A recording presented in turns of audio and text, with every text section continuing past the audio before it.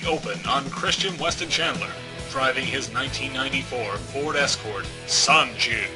As he thunders down the highway, we see a look of grim determination etched on his face.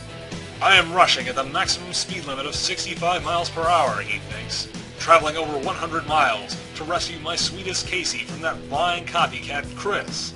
I want her to be happy, and I have treated her with more TLC respect and understanding than he has, and I know that he can never truly treat her right.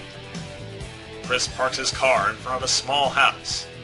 In the back is a broken-down red car on cinder blocks. Boldly, Chris enters through the front door and makes his demands. "Chris, get your hands off of Casey, you damn dirty troll. She left you and came to me on her own free will. She is mine now, so let her be." Inside the house, we see Casey, a woman in a green shirt. In front of her stands her captor, a man also named Chris. However, his shirt is a sinister brown color, and instead of Christian's green and blue eyes, his are a menacing red. He has no Sonichu medallion, but instead brandishes a knife. "Thank God," says Casey. "Christian, help me!" "No!" cries the brown-shirted Chris. "I will have her! Alive! I'll skin you alive, Christian!" With a murderous rage, the evil brown-shirted Chris lunges for our hero with his knife, but with his awesome speed, Chris dodges his attack and comes around behind the knife-wielding villain. Chris grabs the evil Chris's arms behind his back, forcing him to drop the knife.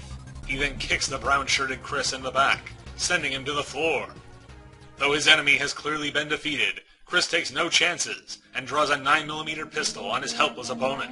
Before the brown-shirted Chris can even plead for mercy, Chris fires 2 shots aimed at the shins of his adversary. "Ow!" cries the brown-shirted Chris. He clutches his legs in agony as blood begins to pour from the twin wounds. "You'll live," says Chris with a sadistic smile, "but never impersonate or lie that greatly ever again."